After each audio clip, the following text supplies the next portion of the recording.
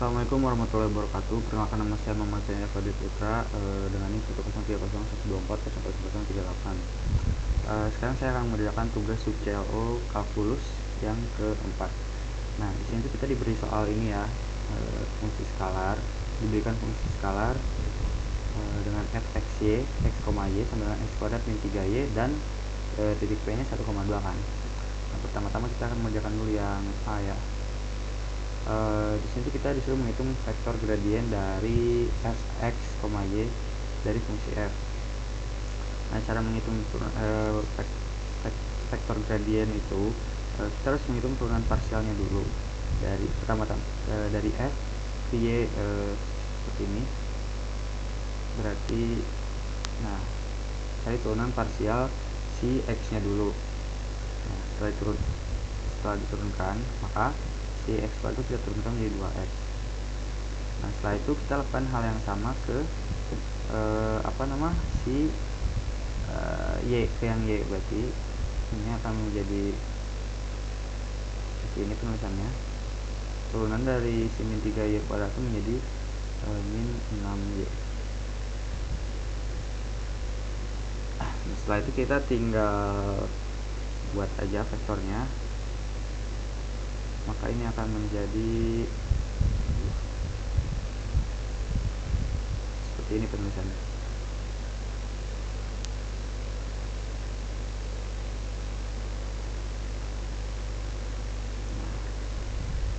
Baik, kita untuk nomor bagian A setelah begitu saja. Lanjut ke yang nomor B. Yang nomor B itu kan kita disuruh tentukan nilai gradien di titik P, di titik 1,2. Nah, kalau ini gampang ya, kita tinggal substitusikan saja si ini tadi, x, y. Berarti kita udah di f(x, y) nya kita menjadi 1,2 ya, karena di titik ini P sama dengan 1,2. Ini akan menjadi 2 dikali 1, 6 dikali min 6, maaf ini salah lupa, min 6 dikali 2. Setelah itu kita tinggal sama dengankan saja, maka hasilnya akan menjadi 2,12.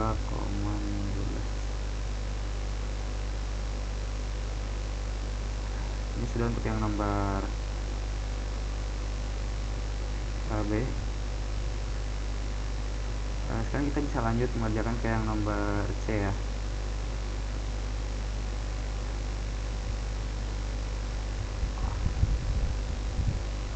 Yang di C itu kita disuruh menghitung turunan berarah DUF di titik P dengan vektor U adalah vektor yang setara dengan vektor A sama dengan 3,4. Kita catat dulu nilai A itu kan 3,4 ya. Ini A. Nah, pertama-tama caranya itu kita harus menormalisasikan dulu si nilai A.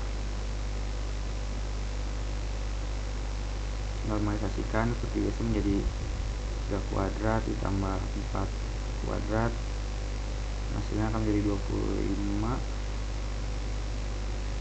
Ini akan menjadi 5. Nah, setelah ini maka hasilnya kita substitusikan ke 3 dan 4 menjadi 3/5 dan 4/5. Setelah itu kita akan menggunakan rumus turunan berarah. Nah, rumusnya itu seperti ini. P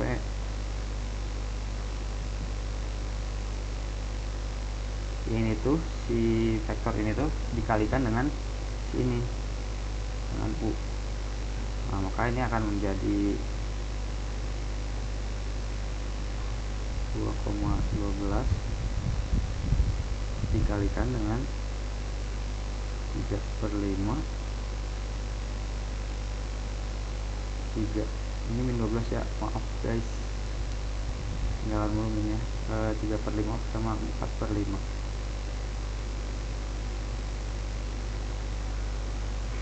Nah, ini kita kalikan biasa saja, maka ini hasilnya akan menjadi 6, maaf kelupaan, akan menjadi 6/5, lalu menjadi min 12/5,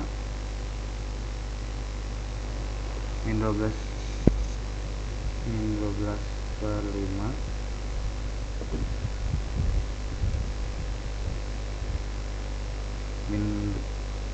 oh salah guys, ini kan 2 kali 3 6, ini min 12 kali 4 salah lihat tadi. Ini akan menjadi 48/5, min 48/5. Setelah itu kita tinggal kurangkan saja, jadi 6/5 kurang 48/5, hasilnya akan menjadi min 42/5.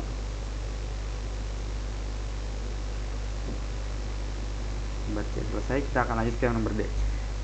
Pertanyaan untuk yang nomor D itu, pada arah mana turunan berarah dari F di titik P bernilai maksimum dan berapakah nilai maksimumnya? Perlu diketahui dulu, suatu nilai maksimum itu terjadi saat U searah dengan vektor FP ya, F dengan titik P. Nah, maka kita bisa mencari arah maksimumnya dengan mencari vektor bukan vektor arah ya, panjang dari si ini vektor gradien F nih di titik P. Nah, berarti kita tinggal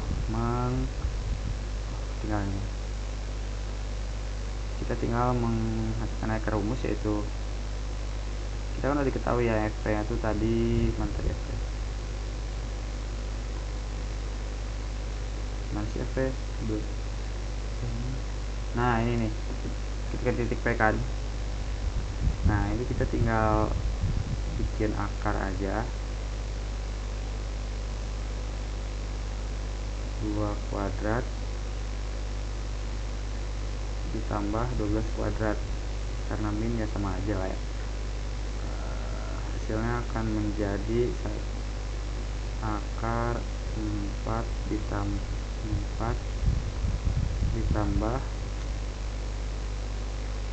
144.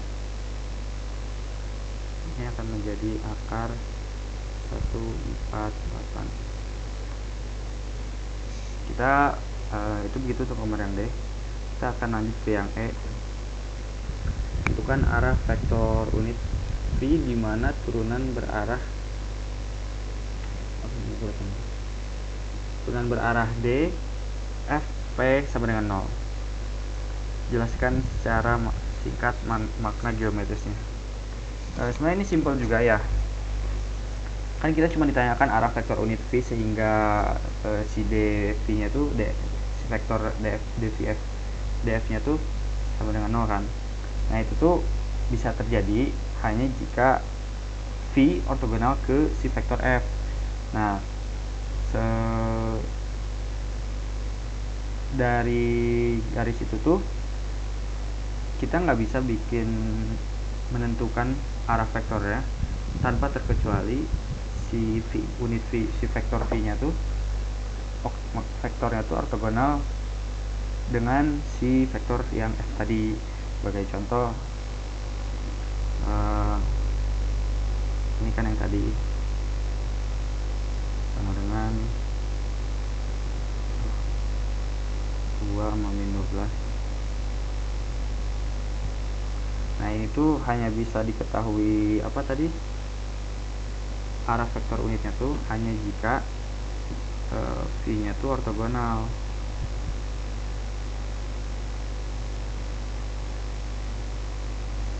Seperti yang ortogonal terhadap ini ya, contohnya 12 dan 2, atau min 12,2. Ini tuh diperlukan agar ketika dijumlahkan menghasilkan 0 gitu. Baik, sekarang kita akan melanjutkan ke yang nomor 2. Pertanyaannya itu pertama-tama kita diberikan fungsi fx, y yaitu x pangkat 3 min x tambah y kuadrat. Nah, kita tuh disuruh menghitung turunan parsial pertama pada fx dan fy. Baik, langsung saja kita menghitung turunan parsial pertamanya pada fx. Sama seperti yang di nomor 1 tadi, kita turunkan f terhadap x, maka ini akan menjadi 3x menjadi 3x min 3x, x pangkat 3 min 3x akan menjadi 3x kuadrat min 3. Kita tinggal lakukan hal yang sama ke yang apa tadi, yang y, turunkan f terhadap fy, maka hasilnya akan menjadi 2y. Ini untuk nomor A. Lanjut ke yang nomor B. Kita tentukan titik stasioner dari fungsi fx, y. Nah, perlu kita ketahui dulu kalau titik stasioner itu terjadi jika f-nya sama dengan 0 dan f-nya sama dengan 0. Nah, karena kita udah mencarinya tadi, karena kita akan mencari fx sama dengan 0, maka kita tinggal substitusikan saja. Itu menjadi 3x kuadrat min 3 sama dengan 0 akan menjadi x kuadrat, pindah ruas ya, min 3 menjadi 3 dibagi 3 jadi 1, jadi x sama dengan plus minus. Lakukan hal yang sama untuk nilai yang fungsi yang y, yaitu 2y sama dengan 0. Ini 2 ya, ini y, maka y sama dengan 0. Nah, dari sini kita bisa tahu kalau titik stasionernya tuh akan menjadi 1,0 dan min 1,0.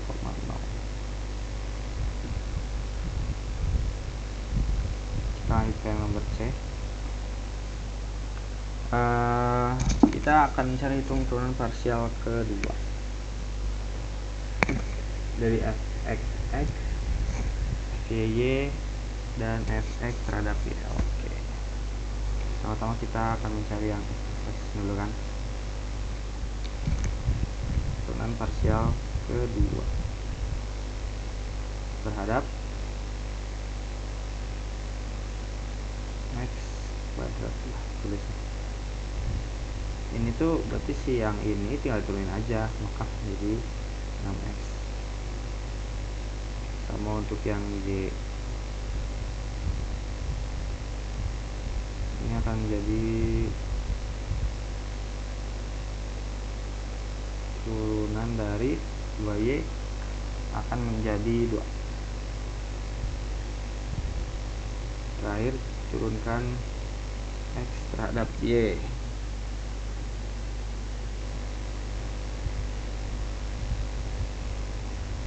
X terhadap mana tadi? Y. X terhadap y. Parsial x terhadap y.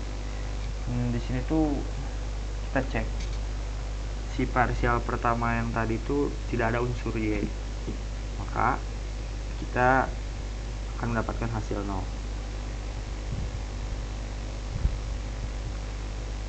Lanjut ke yang nomor D. Ujilah titik stasioner, apakah minimum lokal, maksimum lokal, atau titik planar. Pertama-tama kita akan menguji titik kan. Di titik berapa tadi? 1,0 ya, 1,0 yang min 0, ini 1,0.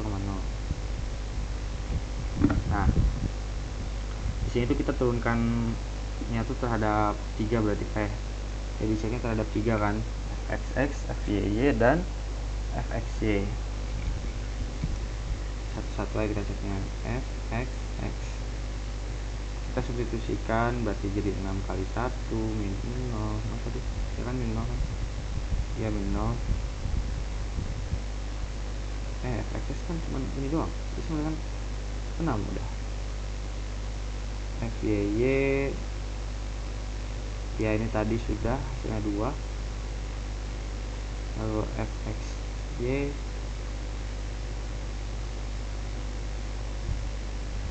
ini juga sudah, tadi hasilnya akan jadi 0.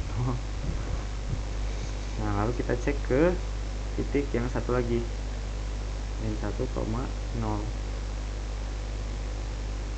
maka fxx nya akan menjadi 6 dikali min 1 dengan min 6. Y nya akan menjadi tetap menjadi 2, dan fxy nya akan tetap juga 0. Nah agar kita bisa menuju titik itu perlu langkah terakhir, yaitu determinan. Rumus determinan itu begini, fxx kali fyy dikali dikurang f, langsung aja biar gampang, f x y kuadrat. Nah kita substitusikan dulu terhadap yang satu, yang ini, yang 1,0 determinannya, maka akan menjadi 6 dikali 2 min 0 kan, yang akan menjadi 12, lebih besar dari 0, dan seterusnya lagi.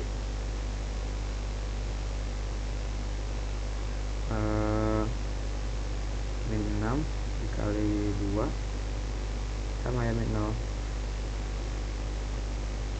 maka hasilnya akan menjadi min 12. Ini kurang dari 0. Karena ini lebih besar dari 0, maka ini akan menjadi minimum. Titik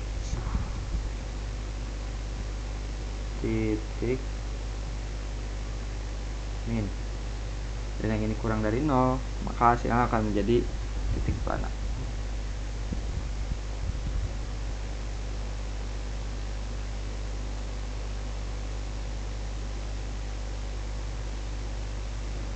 Kita akan lanjut ke yang nomor E.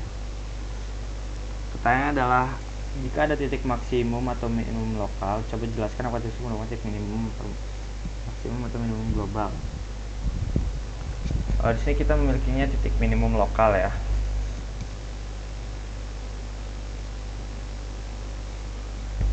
Dan kenapa lokal?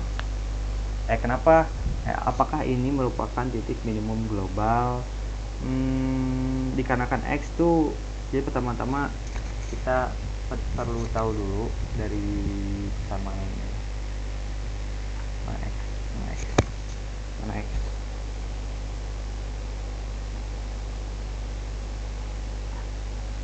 Nah, jadi di sini tuh kita punya X pangkat 3 kan, min 3X plus SY kuadrat.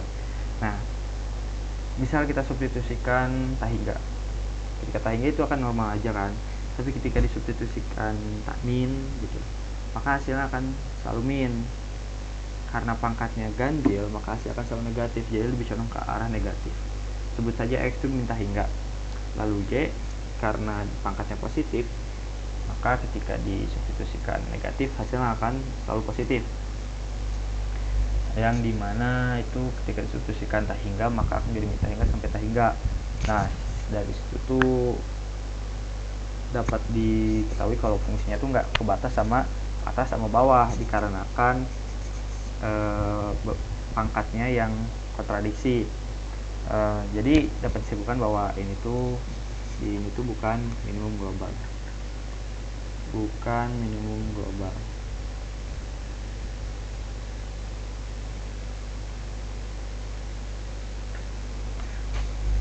Baik, sekian dari saya.